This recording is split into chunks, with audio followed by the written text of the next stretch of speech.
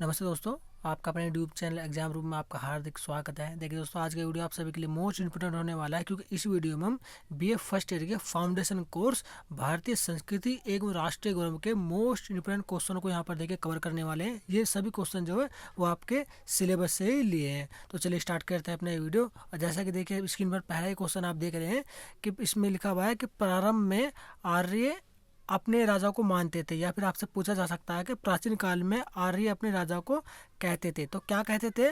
तो ईश्वर का प्रतिनिधि कहते थे। तो ऑप्शन नंबर ए इसका सही जवाब होगा। नेक्स्ट क्वेश्चन देखते हैं कि राजा युग का निर्माता होता है, ऐसा किस ग्रंथ में कहा गया है? तो किस ग्रंथ में कहा गया है कि राजा युग का निर्माता होता है? तो ये महाभारत में कहा गया है। तो ऑप्शन नंबर सी इसका सही जवाब होगा। नेक्स्ट क्वेश्चन देखते हैं। तो इसमें लिखा हुआ है कि जो क्षत्रिय राजा के धर्म का पालन करता है उसको इहलोक और परलोक दोनों अच्छे से अच्छे फल मिलेंगे। इसमें देखिए किसमें ग्रंथ में देखिए ये संदेश जो है लिखा गया है। तो किसमें लिखा गया है? तो ये अर्थशास्त्र में देखिए लिखा गया है। और अर्थशास्त्र के जो रचयिता है वो कौन है? तो वो चाणक्य जी हैं। और चाणक्य को ही देखिए एक अन्य नाम कैटल्य के नाम से भी देखिए जाना जाता है। तो ये देखिए दोनों क्वेश्चन देखिए आपके एग्जाम में पूछे जा चुके हैं। नेक्स्ट क्वेश्चन है कि राजधर्म में सभी धर्म समाविष्ट हैं, यह मत किस ग्रंथ का है? तो किस ग्रंथ में लिखा हुआ है कि राजधर्म में सभी जो धर्म है वो समाविष्ट है? तो ये लिखा गया है महाभारत में। तो ऑप्शन नंबर सी इसका सही जवाब हो जाएगा। देखिए महाभारत से रिलेटेड ना 3 से 4 क्वेश्चन हर बार देखिए आपके एग्जाम में पूछे जाते हैं।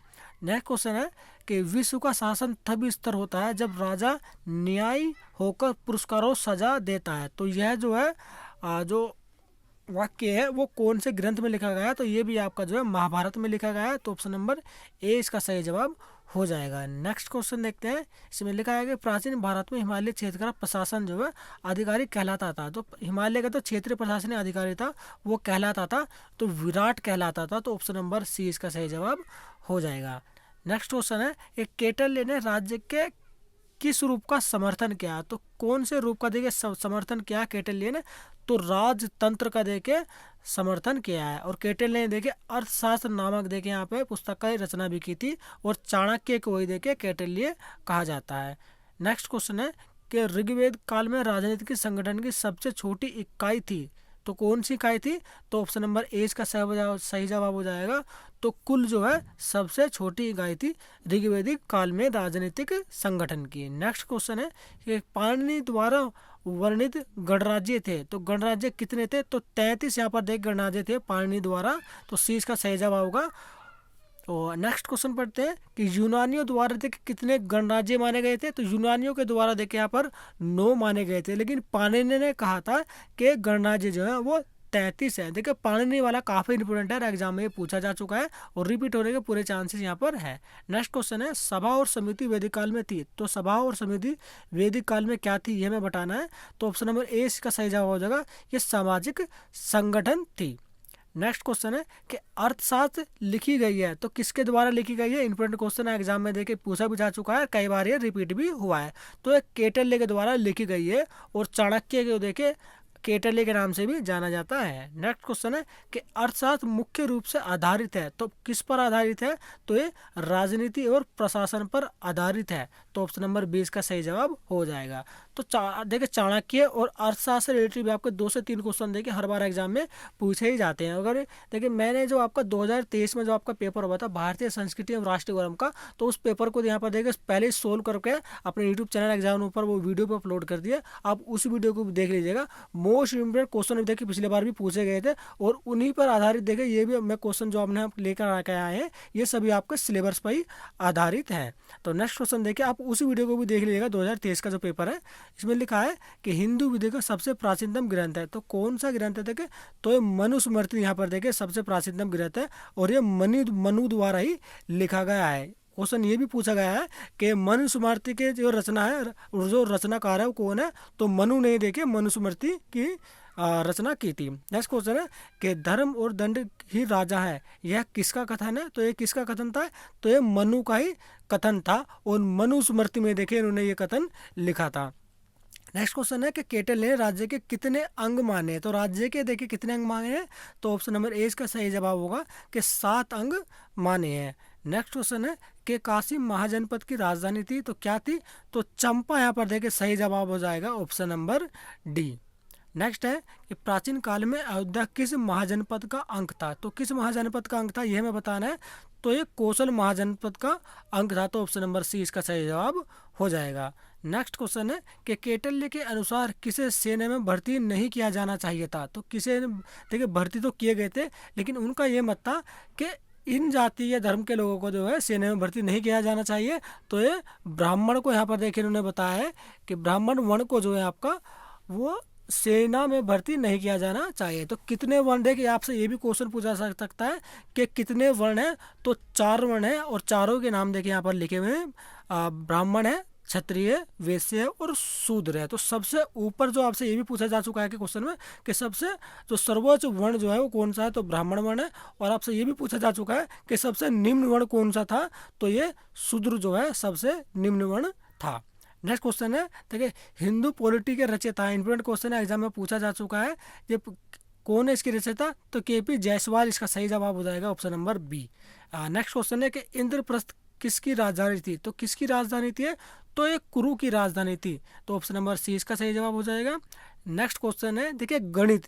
अब आप देखिए जो गणित के साथ जितने भी देखिए वैज्ञानिक वगैरह रहे हैं, रचयिता रहे हैं, तो उन गणित से रिलेटेड यहाँ पे 2 से 3 क्वेश्चन देखिए हर साल ही देखिए एग्जाम में पूछे जाते हैं, तो इसे बिल्कुल भी देखिए इग्नोर मत कीजिएगा। तो इसमें लिखा है, इसमें पूछा गया था कि गणित का ज्ञान भारतीयों को था, तो भारतीयों को था ये किस देखिए काल में कहा गया था, ये मतलब ये वैदिक काल से ही देखिए आपको भारतीयों को क्या था कि गणित का ज्ञान था। कब से था, तो वैदिक काल से देखे भारतीयों को गणित का ज्ञान था। अब नेक्स्ट क्वेश्चन है, इंपोर्टेंट है, ये भी आपसे पूछा जा चुका है कि शून्य का आविष्कार किसने किया था। देखिए शून्य का आविष्कार वैसे तो आर्यभट्ट ने किया था, लेकिन अगर आप इसका सिलेबस में आंसर देखेंगे तो इसमें सिलेबस में भी देखिए आंसर ये दिया गया है कि अज्ञात भारतीयों ने किया था शून्य का आविष्कार। लेकिन हम सभी को पता है कि शून्य का जो आविष्कार है वो आर्यभट्ट ने कहा था, लेकिन सिलेबस में जो है वो अज्ञात भारतीय ने यहाँ पर इसका सही जवाब दिया हुआ है। नेक्स्ट क्वेश्चन है कि शून्य का आविष्कार कब हुआ था, तो कब हुआ था ये हमें बताना है, तो इसका सही जवाब हो जाएगा ऑप्शन नंबर ए, 1000 से लेकर 600 ईसा पूर्व के मध्य यहाँ पर देखिए शून्य का आविष्कार हुआ था। नेक्स्ट क्वेश्चन है कि आर्यभट्ट प्रथम कहाँ के निवासी थे, तो ये बिहार के निवासी थे, ऑप्शन नंबर डी इसका सही जवाब होगा। नेक्स्ट क्वेश्चन है कि आर्यभट्टीय ग्रंथ के लेखक का नाम बताइए, तो हमें लेखक का नाम बताना है, तो आर्यभट्ट प्रथम ही देखिए इसके लेखक हैं, तो ऑप्शन नंबर सी इसका जवाब हो जाएगा। नेक्स्ट क्वेश्चन है कि सर्वप्रथम देखिए एलसीएम ज्ञात करने की विधि किसने प्रतिपादित की थी। इंपोर्टेंट क्वेश्चन है और एग्जाम में देखिए पूछा भी जा चुका है, तो किसने प्रजात की थी, तो इसका आंसर हो जाएगा ऑप्शन नंबर बी, आचार्य महावीर ने देखिए पद्धति जो है आपकी स्थापित की थी। नेक्स्ट क्वेश्चन है कि लीलावती नामक पुस्तक के रचनाकार है, तो कौन है इसके रचनाकार, तो भास्कराचार्य द्वितीय हैं देखिए इसके रचनाकार। ये भी देखिए आपका गणित से रिलेटेड ये क्वेश्चन है, तो गणित से रिलेटेड यहाँ पर देखिए इस तरह के थ्योरिकल क्वेश्चन आपसे पूछे जाते हैं और 2 से 3 क्वेश्चन देखिए वो हर बार यहाँ पे एग्जाम में आते हैं। नेक्स्ट क्वेश्चन है कि गणित कौमुदी के रचयिता थे, तो कौन है गणित कौमुदी के रचयिता, तो नारायण पंडित इसका सही जवाब हो जाएगा ऑप्शन नंबर डी। तो कि ये जो है ना ये हमारा पार्ट 2 है, इससे पहले भी मैंने देखे पार्ट 1 यहाँ पर देखिए ऑलरेडी अपलोड किया हुआ है, ये हमारा पार्ट 2 है। यदि आपने पार्ट 1 नहीं देखा तो उसे आप बिल्कुल भी मिस मत कीजिएगा, उसमें भी देखिए मोस्ट इंपोर्टेंट क्वेश्चनों को देखकर कवर किया गया है। ये पार्ट 2 है, इसके बाद हम पार्ट 3 भी यहाँ पर लेकर आएंगे। और बीए फर्स्ट ईयर में जो आपका एक पेपर और होता है आपका जो कि आपका क्वालिफाइंग नेचर का होता है पर्यावरण अध्ययन का, तो उसकी भी तैयारी देखिए हम अपने यूट्यूब चैनल एग्जाम रूम के माध्यम से फ्री ऑफ कॉस्ट यहाँ पर आपको कराने वाले हैं। तो बिल्कुल भी देखिए स्किप मत कीजिए, वीडियो को अभी कर दीजिएगा लाइक और चैनल को देखिए सब्सक्राइब भी जरूर कर दिएगा। अगला क्वेश्चन है देखिए गणित की विधियों में सर्वप्रथम विकास हुआ, तो सर्वप्रथम गणित की जो विधाओं में सर्वप्रथम विकास हुआ है, तो सबसे पहले देखिए विकास हुआ था अंक गणित का, तो ऑप्शन नंबर ए इसका सही जवाब हो जाएगा।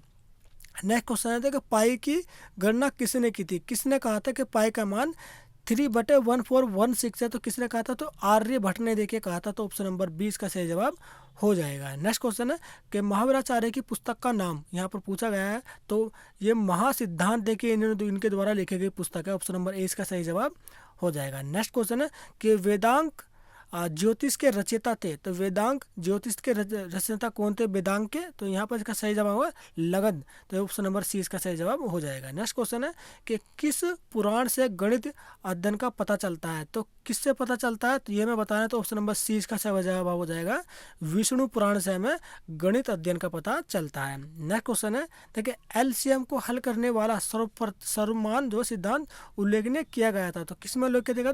तो ये महावीराचार्य द्वारा देखिए उल्लेख किया गया था एलसीएम को। जो वर्तमान में जो हम सिद्धांत उल्लेख करते हैं उसके द्वारा देखिए महावीराचार्य द्वारा सर्वप्रथम देखिए उल्लेखित किया गया था। नेक्स्ट क्वेश्चन है कि वर्तमान में जो आपकी त्रिकोणमिति का सर्वप्रथम वर्णन किस ग्रंथ में हुआ था? तो सबसे पहले किस ग्रंथ में हुआ था ये हमें बताना है। तो सूर्य सिद्धांत में देखिए सबसे पहले त्रिकोणमिति के बारे में बताया गया था। तो ऑप्शन नंबर सी इसका सही जवाब हो जाएगा। नेक्स्ट क्वेश्चन है कि गणित तिलक के लेखक है। इंडिपेंडेंट क्वेश्चन है देखिए वाला, गणित तिलक के जो लेखक कौन है? तो श्रीपति मिश्र जो है इसका सही जवाब हो जाएगा ऑप्शन नंबर सी। और नेक्स्ट क्वेश्चन है कि भारतीय अंक गणित का सबसे प्राचीन ग्रंथ है, तो सबसे पुराना जो ग्रंथ है, सबसे प्राचीन ग्रंथ है वो कौन सा है? तो ये वैचालिक गणित, यहाँ पर ऑप्शन नंबर सी इसका सही जवाब हो जाएगा। और नेक्स्ट क्वेश्चन है कि बीज गणित के आविष्कारक थे, तो बीज गणित के देखिए आविष्कारक कौन थे? इंडिपेंडेंट क्वेश्चन एग्जाम में पूछा भी जा चुका है, तो भास्कर इसका सही जवाब हो जाएगा option number C. Next question है कि शून्य की खोज किस काल की देन है? तो ये किस काल की देन है? तो ये पूर्व मध्यकाल की देन है। तो ऑप्शन नंबर डी इसका सही जवाब हो जाएगा। नेक्स्ट क्वेश्चन है कि भारत की सबसे प्राचीन गणितज्ञ है, तो सबसे प्राचीन गणितज्ञ कौन है?